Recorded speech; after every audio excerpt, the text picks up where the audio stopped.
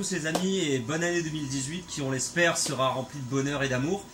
Donc aujourd'hui on va faire une vidéo pour présenter un petit peu le matériel que l'on a dans nos locaux de First Attack. Donc pour les gens qui voudraient venir et qui ne connaissent pas encore, ça leur permettra de se faire une petite idée de ce que l'on propose.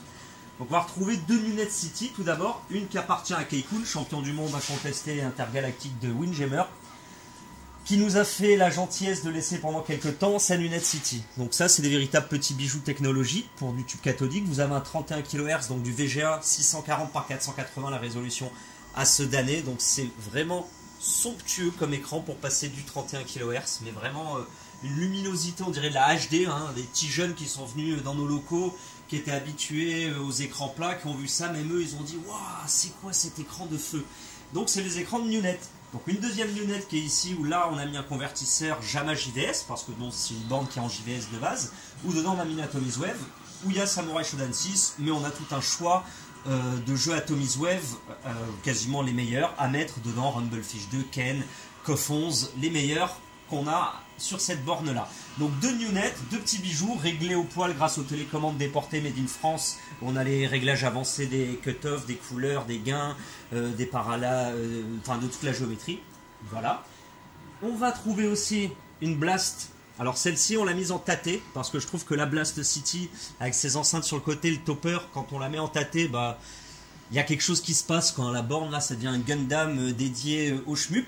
Donc dans cette borne là, comme j'ai pas 1000, 2000, 5000 euros par PCB qu'elle va mettre, bah c'est pas de l'original qui tourne dedans. Voilà, j'ai pas honte de le dire, c'est carrément de la grosse cam, puisque c'est la Crossbox de notre ami qui avait fait un truc juste extraordinaire, où même les plus grands shmuppers qui sont venus chez moi, qui ont testé les jeux, m'ont dit oui, des fois c'est un poil plus rapide sur un paquet de boulettes, surtout sur les SH3 qui en général sont pas forcément parfaitement émulés, mais quand vous prenez par exemple du Galuda, des Donpachi les premiers, ou des anciens jeux, là franchement pour voir une différence, faut s'accrocher.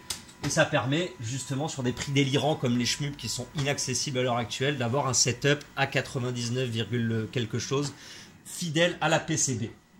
Voilà donc pour ces trois bébés là. On passe ensuite sur les Versus City. Donc là ici on arrive dans ma section préférée de la salle, c'est la zone tournoi. Je mets des guillemets parce que bon, on ne fait pas que des tournois dessus. Par contre ce qu'on va proposer c'est des bornes en versus où chacun joue de son côté. Donc pour ceux qui ne connaîtraient pas, c'est un peu comme une LAN en PC. Vous avez votre écran, l'écran du voisin est en face et personne ne se gêne, c'est un seul poste. Donc sur celle-ci on a Surstrike, donc en version originale, parce que sur ces bornes-là, on va faire tourner des systèmes originaux, qu'il n'y ait pas de réclamation à faire sur un émulateur, qui est Darksofté. Ça permet d'avoir un Surstrike qui ne meurt pas, chose qui arrive très fréquemment malheureusement avec un CPS3 d'origine, pour n'importe quelle raison malencontreuse, une fluctuation de tension, n'importe quoi. Le système a vraiment la maladie des os de verre, ça peut tomber en panne juste en le regardant quasiment. Donc on est bien content d'avoir du Darksoft pour le Surstrike. Ici, on a mis un slot MVS. Donc dans le slot MVS, on a les cartouches multi. C'est exactement comme les jeux d'origine quand les ROM ne sont pas des proto-chinois ou des bootlegs. Mais quand la ROM est bonne, le jeu tourne à 100% comme l'original.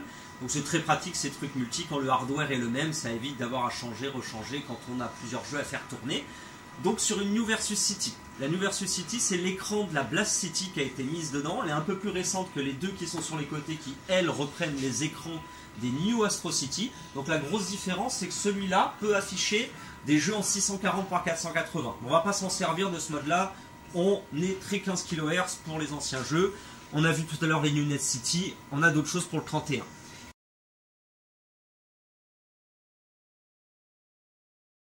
Et là, ma borne du cœur avec mon jeu du cœur, Super Street Fighter 2X. Donc ça, c'est le jeu par lequel tout a commencé pour notre association. Avec un nombre incalculable de joueurs, d'ailleurs je leur passe le bonjour, mais ils sont trop nombreux pour que je les cite, mais un grand nombre de très bons joueurs qui sont venus faire des tournois ici même. Donc là on a le CPS2 d'origine, bon, il a été phénixé parce que je ne suis pas fan des piles et de tout ce qui pourrait créer un souci adjacent, problème matériel de base. Donc je m'en porte mieux, à savoir qu'il ne risque pas de claquer. Donc voilà, n'hésitez pas si vous avez du niveau sur ce jeu ou si vous avez envie d'apprendre. Je pense que vous pouvez passer un séjour de quelques jours ici, vous en sortirez grandi. C'est une petite salle du temps sur 2X ici.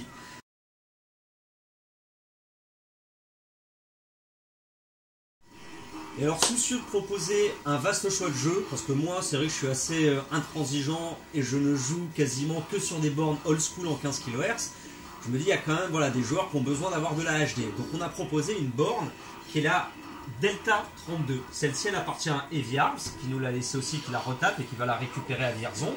Donc, pour l'instant, elle est à disposition. Il faut savoir que ces bornes-là ont des écrans qui ont une vitre fumée par-dessus. Donc ça permet de lisser le grain. Vous n'avez pas ça sur la télé du salon.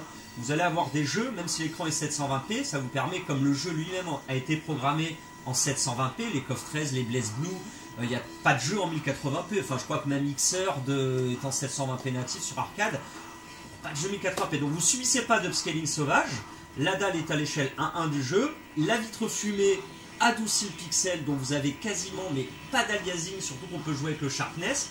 Les couleurs sont vraiment superbement contrastées. Hein. Le paradoxe avec tout ça, c'est que l'écran adoucit l'image, mais les contrastes sont magnifiés. Ça se tient en même temps comme raisonnement. Je fais ça sur mes tubes MS9 aussi, de baisser le contraste pour avoir plus de contraste. Donc voilà, borne HD qui va nous permettre de faire tourner tous les jeux récents. Donc on a hâte de mettre le DBZ Fighter là-dessus, ça risque d'être quelque chose de fou furieux.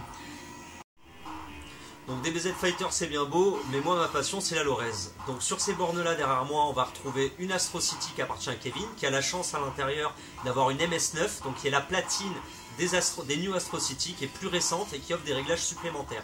Ces écrans-là, les MS9, quand vous les réglez bien, vous avez une image qui est vraiment somptueuse. J'ai pu voir les meilleurs Trinitrons possibles PVM, j'ai vu des bandes de Olufsen, j'ai vu de tout.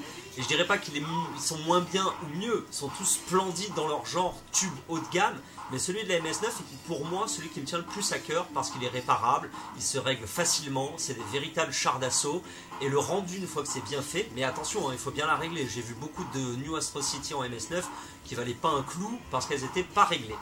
Donc voilà, là derrière moi on peut voir un jeu qui tourne, KOF 95, et on se dit que c'est un jeu branché en link, tellement les timers qui sont derrière moi et le jeu tournent vraiment à la virgule. Bah non, c'est deux jeux différents. Vous avez un émulateur d'un côté et l'original de l'autre. Donc je vous laisse le soin de trouver lequel est lequel, c'est impossible. Et en jouant, peut-être que ça l'est aussi, mais ça on verra ça dans une autre émission, Pixel Perfect ou Magie Noire, mythe ou réalité. On décortiquera ces box arcade plus tard. On verra si c'est possible de remplacer le hard d'origine. Voilà, en attendant les amis, je vous fais des bisous. Et vive Nanao, vive le MS9. Le planning les enfants. Alors 20-21 janvier, on va avoir ici même les joueurs de Puyo, grâce à notre ami Peu Importe qui va les ramener. Donc je connais pas du tout la communauté de Puyo, mais je pense que ça peut être quelque chose de franchement salé. Puisqu'en tant que joueur de 2X, je peux comprendre ce que c'est aussi de se retrouver à jouer sur des jeux du mal comme ça. Donc rencontre Inter-Puyo le 20-21 janvier. 28 janvier, ranking Super Street Fighter 2X et Sword Strike comme d'habitude présent. Windjammer sera là. En fil rouge, shoot them up. Alors on détourne un petit peu des caves pour que Orion arrête un petit peu de se sentir comme un poisson dans l'eau. Et on passera sur Sorcerer Striker. Très bon shmup. Pour les jeux HD, j'ai un petit peu honte, mais ce sera du Ultra Street Fighter 4. Et oui, il y a une commu sur ce jeu, il faut penser à eux. Donc ce sera Ultra Street 4 sur la borne HD. Oui, je sais, ça m'a fait tout bizarre à moi aussi. Donc voilà, donc 20-21 janvier, rencontre interjoueur Puyo. Ça s'annonce dantesque. Je vous fais des bisous, je vous dis à bientôt.